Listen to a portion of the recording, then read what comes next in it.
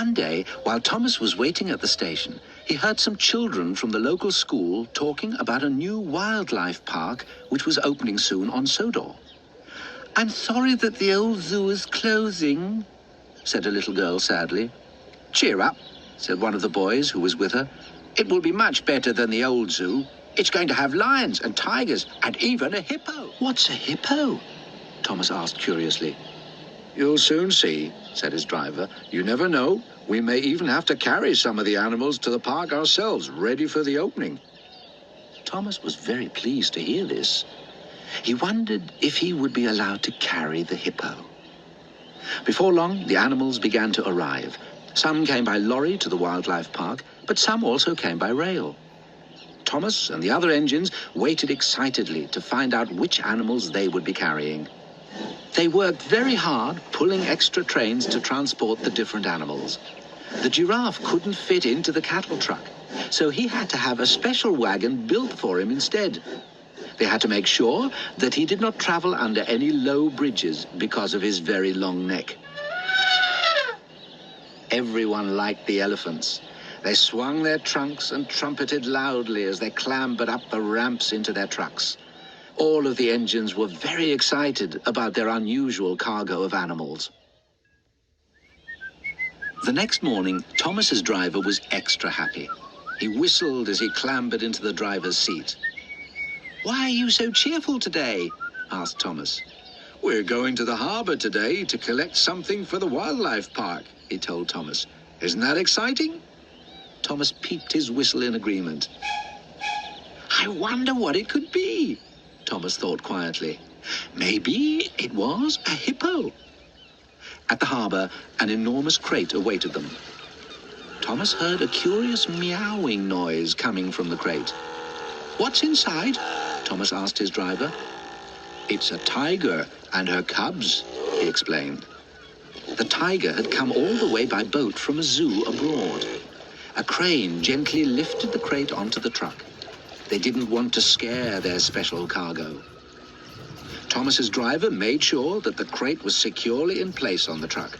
Then Thomas set off carefully, chuffing through the countryside with his precious load. At the station, Thomas waited patiently while the big crate was unloaded.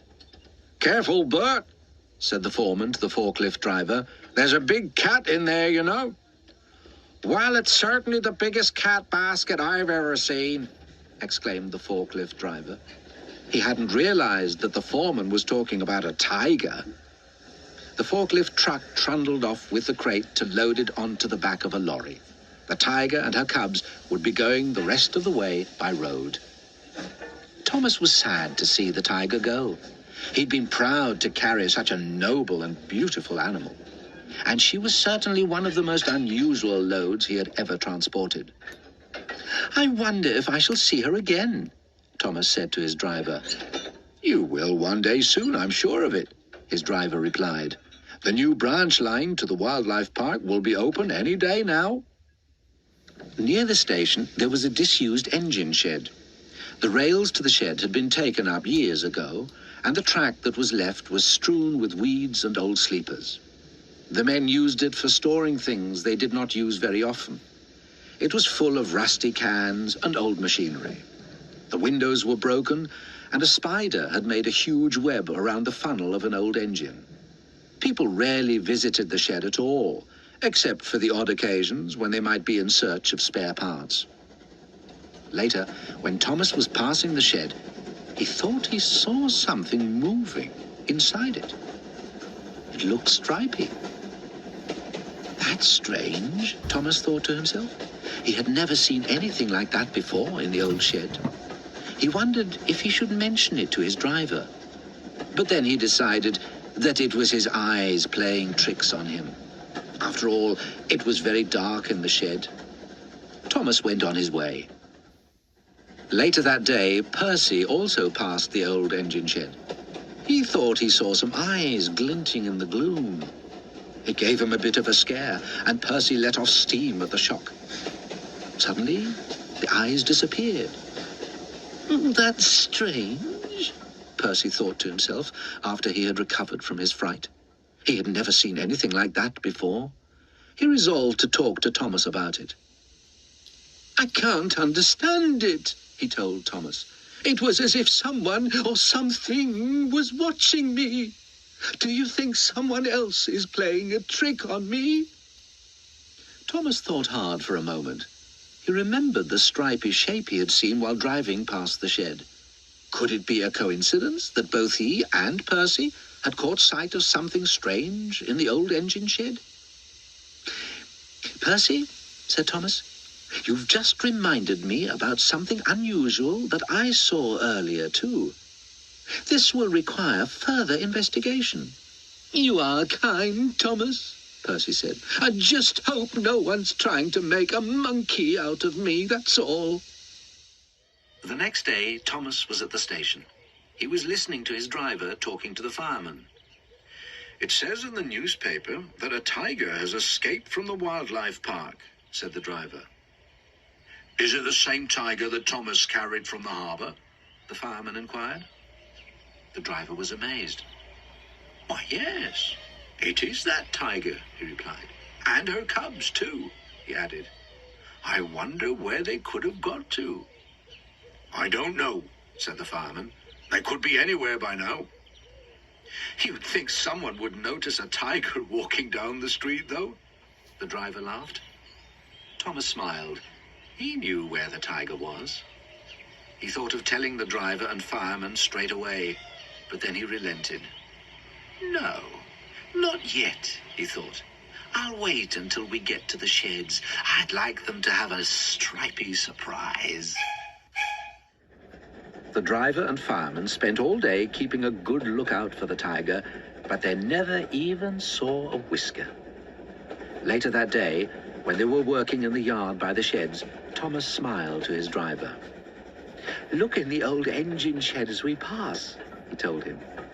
When they came close, Thomas slowed right down to give his driver the chance of a good long look. His driver leant out of the cab and peered into the gloom of the shed. "Why, look," he exclaimed. "It's the tiger and her cubs." "That was very smart of you to find them, Thomas," the fireman added. "How did you know where to look?" "Ah, that's my secret," peeped Thomas. And then he thought about how Percy had tipped him off. "But let's just say a little monkey told me." Now that the tiger and her cubs had been found safe and well, it was important they were kept out of harm's way. There was no time to lose. While the fireman organized a track gang to put a fence around the shed, Thomas's driver rushed to the Fat Controller's office. He wanted to tell him about the tiger at once. "We'd better let her keeper know she's safe," said the Fat Controller. He telephoned the wildlife park immediately. "However did you find her?" he asked the driver. "That was Thomas," his driver explained proudly. "And a little monkey." Outside the Fat Controller's office, Thomas chuckled quietly to himself. A lorry came from the wildlife park to collect the tiger and her cubs. The keeper was very pleased. They had been worried about them. They were, after all, the star attractions of the park. "Well done, Thomas, for finding our tigers," the keeper said. "Did you know that wild tigers are threatened by extinction all over the world?" he asked sadly. "So your quick thinking hasn't just saved 3 tigers," he went on. "You may have helped to save an endangered species." The Fat Controller agreed. "You've been a very useful engine, Thomas," he said. "Tomorrow we will be opening the new branch line to the wildlife park," he continued. "And I would like you, Thomas, to carry me and my guests on the very first excursion." "Oh, thank you, sir," said Thomas, and he beamed with delight. Thomas often sees the tiger and her cubs when he passes the park now. They look much more at home in the wildlife park than they ever did in the dirty old engine shed. He feels very proud to have rescued the tiger family and to have helped to save an endangered species from extinction. As a special thank you, the keeper named one of the tiger cubs Thomas. Thomas was pleased. and he couldn't stop talking about it in the engine shed for months afterwards. He even wanted to have a new stripy coat of paint just like a tiger's, but the fat controller soon put a stop to that. Thomas was too honest to take all the credit, though, and he was careful to tell the tiger keeper how Percy had helped as well. So they named one of the new monkeys Percy in his honor. Needless to say, Percy never talks about it.